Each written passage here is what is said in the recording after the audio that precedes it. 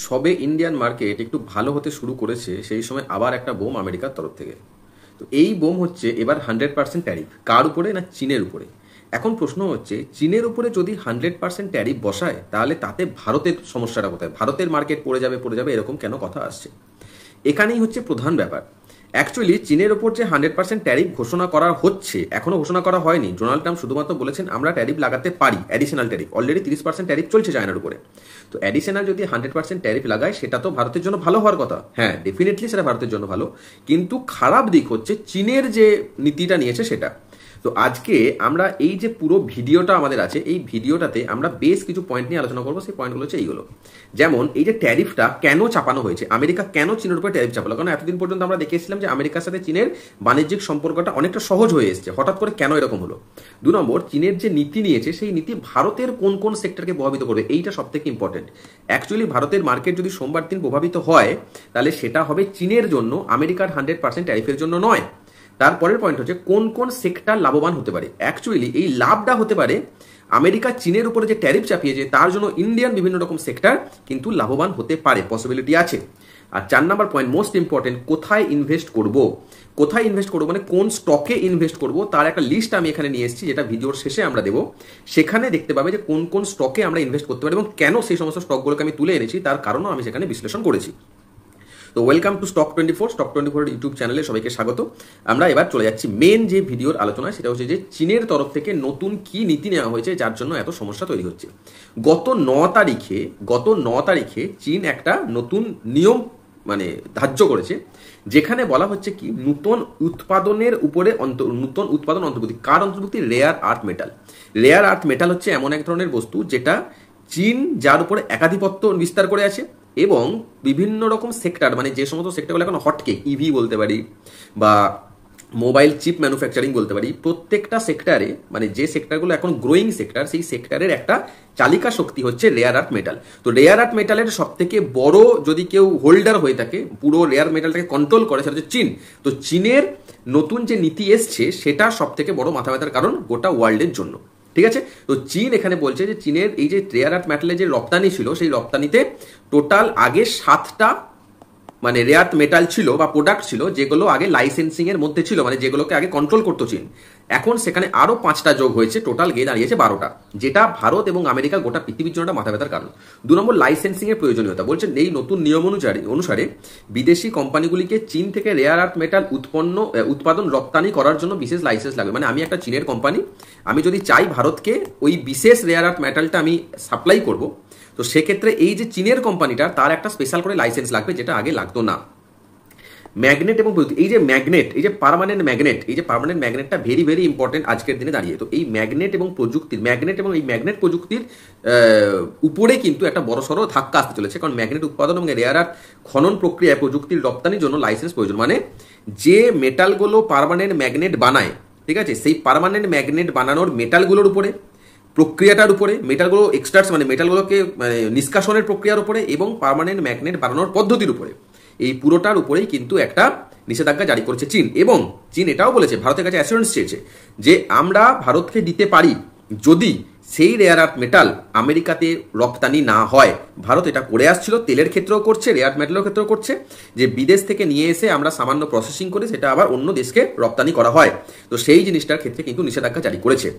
এবং বিদেশি প্রকল্পে অংশগ্রহণ, যারা চীনা নাগরিক বা চীনা কোম্পানি আছে, তারা কিন্তু যদি বিদেশি কোনো সংস্থার সঙ্গে মৌ করে বা কোনো চীনের লোকও যদি বিদেশি কোনো সংস্থায় গিয়ে চাকরি করতে যায়, তার উপরেও কিন্তু একটা নিষেধাজ্ঞা জারি করছে চীন। মোদ্দা কথা, চীন এটাকে ন্যাশনাল সিকিউরিটি হিসাবে ট্রিট করছে। চীন বলছে যে ন্যাশনাল সিকিউরিটির জন্য আমরা রেয়ার আর্থ মেটালটাকে চীনের মধ্যে রাখছি, আমরা তার উপর অনেক বেশি টাইটনিং করছি এর পদ্ধতিটাকে। তো এটা হচ্ছে মাথা ব্যথার কারণ। এবারে এই ব্যাপারটাতে আমেরিকা এমন একটা দেশ যারা রেয়ার আর্থ মেটালের জন্য চীনের উপর প্রচুরভাবে নির্ভরশীল। এইবারে চীন যেহেতু এরকম একটা ডিসিশন নিয়েছে যেখানে আমেরিকাকে কোনোভাবেই রেয়ার আর্থ মেটাল দেওয়া যাবে না, সেই জায়গায় দাঁড়িয়ে আমেরিকার প্রেসিডেন্ট গেছে ক্ষেপে এবং সে বলছে আমি চীনের উপরে 100% ট্যারিফ যোগ করব। এই হচ্ছে টোটাল গল্প এইটার। এখন গল্প হচ্ছে যে এটার উপরে কোন কোন এক্স্যাক্ট প্রোডাক্ট আছে, যে প্রোডাক্টগুলোর উপরে এই নিষেধাজ্ঞাটা জারি হয়েছে এবং তার ফলে কোন কোন সেক্টর ভয়ঙ্কর ক্ষতিগ্রস্ত হতে পারে। যেমন হাই পারফরমেন্স ম্যাগনেট, যেটা আমি বললাম, এটা সবার আগে রেখেছি, 1 নম্বরে রেখেছি, কারণ এইটা এমন একটা, যেটা দেখো fighter jet, missile, EV, wind turbine, যে জায়গাগুলো মেন ইম্পর্টেন্ট আজকের দিনে দাঁড়িয়ে, একটা দেশের উন্নতির জন্য সেই সমস্ত জায়গায় হাই পারফরমেন্স ম্যাগনেট লাগে, যেটা কিন্তু চীন নিষেধাজ্ঞা জারি করছে। এবং এর ফলে ফাইটার জেট, মিসাইল মানে ডিফেন্স সেক্টরের অবস্থা খুব খারাপ হবে, ইভি সেক্টরের অবস্থা খারাপ হবে, উইন্ড টারবাইন যারা বানায় সমস্ত সেক্টরের অবস্থা খারাপ হবে, সেমিকন্ডাক্টর ম্যানুফ্যাকচারিং সেক্টরের অবস্থা খারাপ হতে যাচ্ছে, এবং ক্লিন এনার্জি, যে সমস্ত ক্লিন এনার্জি ব্যাটারি তৈরি করে, যারা টারবাইন তৈরি করছে, যারা ক্লিন এনার্জি নিয়ে কাজ করছে, ঠিক আছে, সেই সমস্ত স্টকগুলো কিন্তু আমরা একটা বড় সড়ো ডাউনফল দেখতে পারি সোমবার দিন। এর কারণ কিন্তু চীন। বোঝা গেছে ব্যাপারটা? আচ্ছা, এরপর আমি একটা ছোট্ট জিনিস নিয়ে আসি, সেটা হচ্ছে যে আমরা একটা বেসিক থেকে অ্যাডভান্স একটা স্টক মার্কেটে কোর্স লঞ্চ করতে যাচ্ছি, যেটা লঞ্চ হবে ডিসেম্বর মাসে, ঠিক আছে, ডিসেম্বরের শুরু থেকে লঞ্চ হবে। এটা স্টক মার্কেটের কোর্স একটা, এবং এখানে এনআইএসএম রিসার্চ অ্যানালিস্ট, আমি এনআইএসএম রিসার্চ অ্যানালিস্ট করেছি, তো আমি এই কোর্সটা লঞ্চ করব, ঠিক আছে। তো যারা ইন্টারেস্টেড আছেন তারা দেখুন নিচে একটা এখানে নাম্বার দেওয়া আছে একটা, সেই নাম্বারে কন্ট্যাক্ট করতে পারেন, অথবা এই ভিডিওর যে ডেসক্রিপশন থাকবে সেই ডেসক্রিপশনে ফেসবুকের একটা পেজ আছে আমাদের, তার লিঙ্ক দেওয়া থাকবে, হোয়াটসঅ্যাপ যে গ্রুপ আছে তার লিঙ্ক দেওয়া থাকবে, এবং তাছাড়াও টেলিগ্রামে যে গ্রুপ আছে তারও কিন্তু লিঙ্ক দেওয়া থাকবে, তো আপনারা কিন্তু সেখানে যুক্ত হয়ে যেতে পারেন, ঠিক আছে। এছাড়া আমাদের স্টক 24 যে গ্রুপ আছে, স্টক 24 মানে টিম স্টক 24, আমরা বেশ কিছু সার্ভিস প্রোভাইড করে থাকি, যেমন হচ্ছে পেড স্টক মার্কেটের গ্রুপ আছে, যদি আপনারা চান তো অ্যাড হতে পারেন, কোনো সমস্যা নেই। আচ্ছা, ইনকাম ট্যাক্স ফাইলিং করা হয়, জিএসটি ফাইলিং করা, এবং এই দুটো করা খুব হাইলি প্রফেশনাল একজনকে দিয়ে, ঠিক আছে। তো আপনারা চাইলে কথা বলতে পারেন, অনেকে আছেন যারা অলরেডি নিয়েছেন সার্ভিস, তো তারা তো জানেনই ব্যাপারটা। মিউচুয়াল ফান্ড অ্যানালিসিস করা হয়, এবং আপনি যদি চান তো আপনার মিউচুয়াল ফান্ড কোন ধরনের মিউচুয়াল ফান্ড আপনার চাই, আপনার অনেকগুলো প্যারামিটার থাকে মিউচুয়াল ফান্ড বাছার জন্য, তো সেগুলো আমরা অ্যানালিসিস করে থাকি। এবং ফাইন্যান্সিং মডেলিং, আপনি যদি চান আপনার বয়স অমুক, ঠিক আছে, আপনার কাছে এত টাকা আছে, আপনি কোথায় রাখলে সেটা কীভাবে আপনি মডেলিং করতে পারেন, মানে কীভাবে আপনি বেস্ট প্রফিট কামাতে পারেন, তো সেই ব্যাপারটাও কিন্তু আমরা এখানে প্রোভাইড করে থাকি। তো আপনারা যদি চান তাহলে নিচের নাম্বারে অবশ্যই আমাকে কন্ট্যাক্ট করবেন, আমরা এই ব্যাপারে কথা বলে নেবো, ঠিক আছে। আসা যাক মেন ভিডিওতে। এই যে চীনের যে নীতিটা রেয়ার আর্থ মেটাল নিয়ে, সেটা নিয়ে গোটা পৃথিবী, আমি বললাম গোটা পৃথিবীর মানুষজন কিন্তু প্রচণ্ডভাবে বিরক্ত, ঠিক আছে, এবং গোটা পৃথিবী কিন্তু রিয়াক্ট করেছে। আমেরিকা যুক্তরাষ্ট্র 100% ট্যারিফ চাপিয়েছে, ইউরোপিয়ান ইউনিয়ন কিন্তু অ্যালার্মিং হিসেবে ব্যাপারটাকে দেখেছে, এবং গ্লোবাল সাপ্লাই চেন কিন্তু প্রচণ্ডভাবে ডিস্টার্বেড হওয়ার একটা সম্ভাবনা তৈরি হয়েছে, হচ্ছেও সেটা, ঠিক আছে। এবার প্রশ্ন হচ্ছে রেয়ার আর্থ মেটাল এইটা কতটা ইম্পর্টেন্ট, এক্স্যাক্টলি কতটা ইম্পর্টেন্ট, আমি এই জায়গাটা বলছি এখানে কতটা গুরুত্বপূর্ণ। এটা দেখলে সব থেকে, এটা যদি আমরা দেখে নিই তাহলে বুঝতে পারবো যে এক্স্যাক্টলি কোন জায়গায় কোন সেক্টর এখান থেকে ক্ষতিগ্রস্ত হতে পারে। ক্লিয়ার? রেয়ার আর্থ মেটাল লাগে ইভি মোটরে, wind turbine, sensor, chips, defence technology এবং পার্মানেন্ট ম্যাগনেট তৈরিতে। তো আমি যদি এই সেক্টর কটাকে বলি, তাহলে এরা কিন্তু সমস্ত সেক্টরগুলোকে মানে কম্বাইন করে নিচ্ছে, যে সেক্টরগুলো আজকের দিনে আমরা বুমিং সেক্টর হিসেবে দেখছি, যারা প্রচুরভাবে বুম করে যাচ্ছে সেরকম সেক্টর হিসেবে দেখছি। এই উৎপাদন আধুনিক হটকেক পণ্য তৈরি হয় না, এই উৎপাদন ছাড়া, মানে রেয়ার আর্থ মেটেরিয়াল ছাড়া হটকেক পণ্য উৎপাদন হয় না। চীন এবং আমেরিকা বাণিজ্য চুক্তিতে নতুন ট্যারিফ এবং চীনের রপ্তানি নিয়ন্ত্রণের কারণে এখন এর চাহিদা অনেক বেড়ে গেছে। অ্যাকচুয়ালি তাই, চীন ব্যাপারটাকে কন্ট্রোল করতো, এবার চীনের সাথে আমেরিকার শত্রুতার জন্য চীন চাইতে ব্যাপারটাকে টাইটনিং করতে, আর এটাকে না চীন একটা স্ট্র্যাটেজিক ওয়েপেন হিসেবে ইউজ করতে চাইছে। মানে যেখানে চীন যদি কাউকে কিছু বলে, কোনো দেশকে কিছু বলে, সফট পাওয়ার অ্যাপ্লাই করতে চায়, তো সেক্ষেত্রে যদি সেই চীনের কথা সে না শোনে, তাহলে তার কাছে একটা বড় হাতিয়ার হয়ে দাঁড়াচ্ছে এই রেয়ার আর্থ মেটালের তার যে ভান্ডার আছে, তারা যে সাপ্লাই চেনটা বানিয়ে রেখেছে, সেটাকে টাইটনিং করা কিন্তু চীনের একটা বড় হাতিয়ার হয়ে দাঁড়াচ্ছে, যেটা আমেরিকা এতদিন করে আসছিল। আমেরিকা তার সফটওয়্যার ইউজ করে সমস্ত দেশকে নিজের মতো করে চালনা করে আসছিল। ক্লিয়ার? এই যে বললাম স্ট্র্যাটেজিক অ্যাসেট, অ্যাকচুয়ালি তাই, অ্যাকচুয়ালি রেয়ার আর্থ মেটাল হয়ে গেছে এখন স্ট্র্যাটেজিক অ্যাসেট। আমার কোনো দেশকে কোনো কিছু মানাতে হবে, তার জন্য স্ট্র্যাটেজিক অ্যাসেট হিসেবে আমি চীনকে রেয়ার আর্থ মেটালকে আমরা ইউজ করছি। অ্যাকচুয়ালি আমি যদি এর পিছনের গল্পটা বলি, আর যদি পিছনে যাই, তাহলে ব্যাপারটা কি আছে, একটা সিম্পল কথা, এটা হচ্ছে আমেরিকা, এটা হচ্ছে চীন। এই জিনিসটা আমি জানি না কতজন জানেন, যার উপরে বেস করে এই পুরো নাটক তৈরি হয়েছে। যখন এটা যদি আমেরিকা হয়, এটা যদি চীন হয়, তো এখানে গল্প হচ্ছে যে যখন আমেরিকা থেকে কোনো ফ্লাইট চীনে যায় না, তখন এখানে বিশাল সমুদ্রের ওপর দিয়ে যেতে হয়। যখন চীন থেকে কোনো ফ্লাইট আমেরিকায় আসে, তখন এখানে ল্যান্ড কন্টিনেন্টের উপরে আছে, তার মধ্যে বড় একটা কন্টিনেন্ট হচ্ছে রাশিয়া। তো চীনের সাথে রাশিয়ার সম্পর্ক ভালো, তো চীন থেকে যখন আমেরিকায় কোনো প্লেন আসে, তখন তারা রাশিয়ার এয়ার স্পেস ইউজ করে। কিন্তু যখন সেটা আমেরিকা থেকে যখন আমেরিকার এয়ারলাইন্স যায়, তাদেরকে অনেক বেশি পথ অতিক্রম করে যেতে হয়, যার ফলে কি হচ্ছে, আমেরিকান এয়ারলাইন্সগুলো কিন্তু অনেকটা ক্ষতির মুখে পড়ে, সেখানে চায়না এয়ারলাইন্সগুলো কিন্তু অনেকটা প্রফিটেবল জায়গায় থাকে। এবারে এখানে প্রথম মনমানি শুরু করেছে আমেরিকা বলছে কি, যে যেহেতু আমরা স্পেসিফিকেশন পেরিয়ে যাই, তোমাদেরকেও স্পেসিফিকেশনে পেরিয়েই আসতে হবে, তোমাকে রাশিয়ার এয়ার স্পেস ইউজ করা যাবে না। মানে চায়নাকে বলছে যদি তোমার কোনো প্লেন আমার এখানে আসতে হয়, তাহলে তোমাকে রাশিয়ার এয়ার স্পেস করা যাবে না, মানে অতিক্রম করা যাবে না। এটাও চায়না এবার বলছে এটা কি ধরনের কথা, আমার সাথে রাশিয়ার সম্পর্ক ভালো, আমি তার এয়ার স্পেস ইউজ করতেই পারি, তোমার সাথে সম্পর্ক খারাপ, তুমি তার দেবে, মানে কি বলবো, তার খেসারত দেবে, আমি কেন খেসারত দিতে যাবো। তো এই মনমানিটা শুরু করেছে মেনলি আমেরিকা। তারপরে এইটার এগেনস্টে অ্যাকচুয়ালি চায়না এই স্টেপটা নিয়েছে, রেয়ার আর্থ মেটালটাকে, এর পজিশনটাকে টাইটনিং করা, এবং যার ফলে এই পুরো গল্প রচনা হচ্ছে। ক্লিয়ার?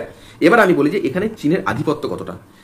খনন মানে রেয়ার আর্থ মেটাল মাইনিংয়ে চীন 68 থেকে 70% রেয়ার করে পজিশন হোল্ড করে, বোঝা যাচ্ছে। 70% টোটাল মাইনিং করে চীন, প্রসেসিং এবং রিফাইনিং 90% প্রসেসিং এবং রিফাইনিং করে চীন। তাহলে চীনকে রিপ্লেস কে করবে? নো ওয়ান ক্যান রিপ্লেস চীন এই জায়গায় দাঁড়িয়ে। তাই জন্য এর প্রভাবটাই কিন্তু চীন নিচ্ছে, এর আপার হ্যান্ডটাই চীন নিচ্ছে। বোঝা যাচ্ছে ব্যাপারটা? তো চীনের বিশাল প্রভাব তার জন্য। আমেরিকার অবস্থা কোথায় এখানে? আমেরিকা বলছে রেয়ার আর্থ কিছু খনন করা হয়, ডেফিনেটলি কিছু হয়, প্রসেসিং এর ক্ষমতা খুবই সীমিত, কিন্তু এর অনেক বড় কনজিউমার হচ্ছে আমেরিকা। কারণ আমেরিকাতে কিন্তু অনেক হাইটেক জিনিস তৈরি, এবং হাইটেক মানেই সেখানে রেয়ার আর্থ মেটাল, আর হাইটেক তৈরি করাতে সব থেকে উপরে আমেরিকা। তো আমেরিকা হাইটেক তৈরি করার জন্য সব থেকে বেশি রেয়ার আর্থ মেটাল কেনে। আমেরিকা তৈরি করার ক্ষমতা নেই, কিনছে প্রচুর। চীনের তৈরি করার বিশাল ক্ষমতা, বিক্রি করছে। তাহলে চীন বলছে যদি আমি তোমাকে এই সাপ্লাই লাইন বন্ধ করে দিই, তাহলে দেখি তুমিও কীভাবে তোমার জিনিসপত্র তৈরি করতে থাকো, তোমার হাইটেক মেটেরিয়াল তৈরি করতে থাকো। সিম্পল ব্যাপার, ঠিক আছে? আমেরিকা ডেফিনেটলি ক্যাপেক্স করার ক্ষমতা আছে, ইনভেস্ট করার ক্ষমতা আছে, কিন্তু এটা সময় সাপেক্ষ, সেটা কিন্তু 1-2 দিনের মধ্যে হয়ে যাওয়ার কোনো সম্ভাবনা কিন্তু অ্যাজ সাচ নেই। এবার ভারতের অবস্থা দেখি, ভারত কোন জায়গায় দাঁড়িয়ে আছে। ভারতের রিজার্ভের মধ্যে 6.9 billion metric ton rare earth কিন্তু রিজার্ভ ভারতের মধ্যে আছে। This is very very important, প্রচুর পরিমাণে কিন্তু আছে। 2 নম্বর, প্রধান রাজ্য কোথায় আছে? অন্ধ্রপ্রদেশ, কর্ণাটক, ওড়িশা, কেরালা, যেখানে বিশেষ করে মনোজাইট স্যান্ড পাওয়া যায়, সেই যে সমস্ত বিচে, সেখানে কিন্তু রেয়ার আর্থ মেটেরিয়াল পাওয়া যায় কিন্তু সম্ভাবনা প্রবল। এটা কিন্তু ভারতের জন্য খুবই ইম্পর্টেন্ট। যেটা হচ্ছে উৎপাদন, ভারতের বর্তমান আউটপুট যেটা বিশ্ববাজারে খুবই ছোট, মানে ভারত কিন্তু খুবই ছোট পরিমাণে রেয়ার আর্থ মেটাল কিন্তু আউটপুট করে, মানে হচ্ছে যে উৎপাদন করে গোদা বাংলায়। রিফাইনিং এবং প্রসেসিং ক্ষমতাও কিন্তু খুবই কম। বোঝা যাচ্ছে? রিফাইন প্রসেসিং ক্ষমতা কিন্তু খুবই কম। সরকারি উদ্যোগ, এইটা ভীষণ ইম্পর্টেন্ট যে ভারত সরকারি উদ্যোগ কি নিয়েছে। প্রাইভেট সেক্টরকে এই প্রাইভেট সেক্টরকে খনি এবং ম্যাগনেট উৎপাদনে যুক্ত করতে উৎসাহ করছে। অ্যাকচুয়ালি ভারত চাইছে প্রাইভেট সেক্টর এই জায়গায় আসুক। তার জন্য রিসেন্টলি একটা permanent magnet manufacturing scheme India তৈরি করেছে, মানে শুরু করতে যাচ্ছে, যেখানে 7,300 কোটি টাকা বিনিয়োগ করা হচ্ছে। ঠিক আছে, এটা ভীষণ ইম্পর্টেন্ট। 6,000 টন প্রোডাকশন প্রতি বছর 6,000 টন পার্মানেন্ট ম্যাগনেট প্রোডাকশন তৈরি করতে হবে, এরকম একটা লক্ষ্যমাত্রা নিয়েছে। 2030 সালের মধ্যে আমরা এই লক্ষ্যমাত্রা অ্যাচিভ করতে পারবো বলে মনে করা হচ্ছে।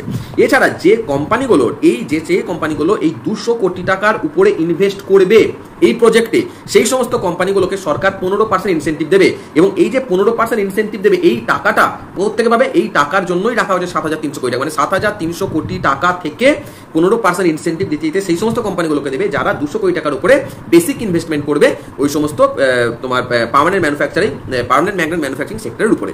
বোঝা যাচ্ছে? এখন প্রশ্ন হচ্ছে যে ভারত কি চীনের বিকল্প হতে পারবে? স্বল্প মেয়াদে এবং মধ্যমেয়াদী যদি আমরা শর্ট টার্মে এবং মিড টার্মে দেখি, তাহলে দেখা যাচ্ছে যে লাইট রেয়ার মেটেরিয়াল যেগুলো, এই সমস্ত ক্ষেত্রে ভারতের উৎস আছে, ডেফিনেটলি আছে, এবং ইভি এবং অটো কোম্পানিগুলো দেশেই ম্যাগনেট উৎপাদন শুরু করেছে। মানে যারা ইভি এবং অটো কোম্পানি রয়েছে তারা কিন্তু দেশে ম্যাগনেট বানাচ্ছে, কিন্তু হেভি রেয়ার আর্থ মেটেরিয়ালের রিফাইনিং প্রযুক্তি ভারতে এখনো পিছিয়ে মানে এখনো নেই বললেই চলে। যেগুলো হেভি রেয়ার আর্থ মেটেরিয়াল সেগুলোতে কিন্তু ভারতের অবস্থা খুবই নড়বড়ে, একদম পরিষ্কার কথা, খুবই নড়বড়ে। ঠিক আছে, দীর্ঘমেয়াদী ক্ষেত্রে মানে লং টার্মে যদি আমরা দেখি, তাহলে নতুন refinery, magnet plant, logistic recycling, processing, এগুলোর উপর ভারত বিনিয়োগ করছে। আমি বললাম 7,000 কোটি টাকা বিনিয়োগ করাটা লক্ষ্যমাত্রা রয়েছে, যেটা দীর্ঘমেয়াদী ক্ষেত্রে এটা প্রায় 7 থেকে 8 বছরের গল্প মিনিমাম। যদি সব ঠিকঠাক চলে তাহলে 7 থেকে 8 বছর লাগবে। চায়নার বরাবরই করতে নয়, ভারতের একটা কি বলে একটা সম্মানজনক জায়গায় আসতে 7 থেকে 8 বছর লাগে। চায়নাকে যদি আমরা ভাবি যে রিপ্লেস করব, সেটা এখন আমাদের পক্ষে সম্ভব নয়। এই রিয়ালিটিটা মেনে নিতে হবে যে চায়নাকে রিপ্লেস করা এখন পর্যন্ত দাঁড়িয়ে বিশ্বের কোনো দেশের পক্ষেই সম্ভব নয়। আমরা যেটা করতে পারি যে এই যে ইভির যে মোটর এবং ব্যাটারিতে যে রেয়ার আর্থ মেটালগুলো থাকছে, আমরা সেগুলোকে রিফাইনিং করে আবার রিসাইক্লিং করতে পারি। তার প্রসিডিওর আমরা যদি ঠিকঠাক করে করতে পারি, তাহলে আমরা অনেকটা সেলফ রিলায়েন্ট হিসেবে কাজ করতে কিন্তু পারবো। ঠিক আছে, তো সার সংক্ষিপ্তে পরিষ্কার বললাম যে এটা চায়না এখন মনোপলি চলছে, এবং চায়নাকে রিপ্লেস করার সম্ভাবনা কিন্তু এখন আপাতত নেই। এখন মেন পার্ট যেটা আমি আসবো সেটা হচ্ছে স্টক মার্কেটের টপ যে স্টকগুলো আছে, যে স্টকগুলো আমরা পরের দিন কিনে লাভবান হব। আচ্ছা, এর মাঝে আমি একটা কথা বলে রাখি, সেটা হচ্ছে যে যদি আমরা কেউ চাই যে এই স্টক মার্কেটে এই স্টকগুলোতে কিনবো না, তাহলে আমার যেটা মনে হয় সব থেকে ভালো ইনভেস্টমেন্ট যদি কিছু হয়ে থাকে, মেকানিজম হয়ে থাকে আজকের দিনে দাঁড়িয়ে এই সমস্যার জন্য, তাহলে সেটা হচ্ছে সিলভার। ঠিক আছে, তো আপনারা কিন্তু যারা সিলভারে ইনভেস্ট করতে চান, তারা কিন্তু কিছুদিনের জন্য হলেও সিলভারে তাদের টাকা কিন্তু ইনভেস্ট করে রাখতে পারেন। আমার মনে হয় যে সিলভার কিন্তু যথেষ্ট ভালো রিটার্ন দেবে এই গোলমাল সিচুয়েশনের মধ্যে দাঁড়িয়ে। ওকে, তো কোন স্টকগুলো? জিএমডিসি এই স্টকটা কিন্তু খুবই ইম্পর্টেন্ট হতে যাচ্ছে, কারণ এখানে আমি দেখো সর্বোচ্চ লিডার হিসেবে আমি এখানে উল্লেখ করেছি এখানে, ঠিক আছে। ভারত সরকার রেয়ার আর্থ ম্যানেজমেন্টের উৎস এবং বৃদ্ধি সংশ্লিষ্ট অনুদান এবং স্ট্র্যাটেজিক স্কিম রিপোর্টে জিএমডিসিকে কেন্দ্রীয় খেলোয়াড় হিসেবে দেখানো হচ্ছে। গভর্নমেন্ট দেখাচ্ছে, আমরা নয়, গভর্নমেন্ট। সম্প্রতি এই দিনগুলোতে মানে এই সময়গুলোতে এখানে কিন্তু একটা ভালো র্যালিও কিন্তু আমরা দেখতে পেয়েছি। ওকে, 2 নম্বর হচ্ছে যে সোনা, বিএলডব্লিউ, ঠিক আছে। এখানে কি বলা হচ্ছে, এখানে বলছে যে ডাউনস্ট্রিম ম্যাগনেট ইভি পার্ট নির্মাতা হিসেবে সোনার উদ্যোগ শেয়ার বাজারে ইতিমধ্যে ইতিবাচক রেসপন্স দিয়েছে, ঠিক আছে। এবং তাই সাপ্লাই গ্যাপ এবং ডাউনস্ট্রিম সরাসরি লাভ পেতে পারে। মানে হচ্ছে যে সাপ্লাই গ্যাপ, এই সাপ্লাই গ্যাপ কেন তৈরি হচ্ছে, কারণ চায়নার সঙ্গে সংশ্লিষ্ট সাপ্লাই গ্যাপ তৈরি হচ্ছে, সেই জায়গায় কিন্তু সোনা এটাকে রিপ্লেস করতে পারে। কাজে এটাও কিন্তু একটা বড় পোটেনশিয়াল রয়েছে। এছাড়া কোল ইন্ডিয়া রয়েছে, ঠিক আছে। কোল ইন্ডিয়া কিন্তু এই যে কোল ইন্ডিয়া এই যে বিডার হিসেবে বিডার হিসেবে কাজ করছে, এটা পড়ে নেবে, আমি শেয়ার বাজারে আমি বলে দিচ্ছি জিনিসটা। মানে জিনিসটা হচ্ছে এরকম যে কোল ইন্ডিয়াকে বলা হচ্ছে যে রেয়ার আর্থ যে মেটেরিয়ালগুলো আছে সেগুলোকে তো তুলতে হবে, ঠিক আছে, মাইনিং করতে হবে। তার জন্য কোল ইন্ডিয়া বড় জায়গায় যেতে পারে, কোল ইন্ডিয়া যেতে পারে, বেদান্ত যেতে পারে, কারণ বেদান্ত কিন্তু এই যে মাইনিং এর সেক্টর কিন্তু জায়েন্ট একটা, ঠিক আছে। বেদান্ত কাছে টাকা পয়সা খরচ করার, ক্যাপেক্স করার ক্ষমতাও আছে এবং তাদের কাছে টেকনোলজিও আছে, এবং তারা সব থেকে বড় কথা এক্সট্রাকশনের মানে মেটেরিয়াল যেটা তোমার নিষ্কাশন হবে, সেই নিষ্কাশনের কিন্তু যথেষ্ট উন্নত প্রযুক্তি রয়েছে। কাজেই কোল ইন্ডিয়া, বেদান্তা, ঠিক আছে, তারপর হচ্ছে যে এনএলসি, এরা কিন্তু যথেষ্ট বড় পরিমাণে একটা ফ্যাক্টর হতে পারে। কাজে এই স্টকগুলোই কিন্তু আমরা আমাদের ইয়েতে রাখবো, আমাদের র্যাডারে রাখবো অবশ্যই। এছাড়া যদি আমরা কন্ট্রাক্ট ম্যানুফ্যাকচারিং দেখি, ঠিক আছে, ইন্ডিয়ান বেস, সেখানে কিন্তু এই কোম্পানিগুলোর কিন্তু একটা বড় সড়ো ফিউচার রয়েছে, যারা কিন্তু কন্ট্রাক্ট বেস ম্যানুফ্যাকচারিং যদি থাকে, যদি চায়নার সাথে সাপ্লাই যদি কমে যায়, তাহলে সেক্ষেত্রে কিন্তু বিভিন্ন ইন্ডিয়ার কোম্পানিগুলোকে কিন্তু কন্ট্রাক্ট বেস ম্যানুফ্যাকচারিং দিতে পারে। সেখানে বোঝা যাচ্ছে ব্যাপারটা, মানে ওরা চায়না থেকে অন্যান্য দেশ থেকে বিভিন্ন রকম মেটেরিয়াল নিয়ে এসে সেগুলোকে ম্যানুফ্যাকচার করে অন্যান্য দেশে, সাপোজ আমেরিকা বললো যে আমাকে এই জিনিসটা বানিয়ে দিতে হবে, ওরা হয়তো অস্ট্রেলিয়া থেকে নিয়ে এলো সেই জিনিসটা নিয়ে এসে এখানে ম্যানুফ্যাকচারিং করলো, আমেরিকায় পাঠিয়ে দিল, ক্লিয়ার। তো এই জায়গায় কিন্তু এই কোম্পানিগুলো কিন্তু যথেষ্ট প্রফিটেবল জায়গায় থাকার একটা সম্ভাবনা রয়েছে। এছাড়া ভারত ফগে আছে, ঠিক আছে। তো এই যে কোম্পানিগুলো আমি বললাম, এই জায়গাগুলো চাইলে দেখে নিতে পারো। আর যদি এই পিডিএফটা যদি তোমরা চাও, তাহলে ডেফিনেটলি আমাকে আমাদের যে হোয়াটসঅ্যাপ গ্রুপটা আছে সেই হোয়াটসঅ্যাপ গ্রুপে যোগ হয়ে যায় বা টেলিগ্রাম গ্রুপে যোগ হয়ে যাবে, আমি সেখানে পিডিএফটা দিয়ে দেবো। আমাকে পার্সোনালি চাইলেও আমি দিয়ে দিতে পারি, কোনো সমস্যা নেই। তো আজকের মতো ভিডিও এটাই, কেমন লাগলো অবশ্যই কমেন্টে জানাবে, ব্যাস এটুকুই।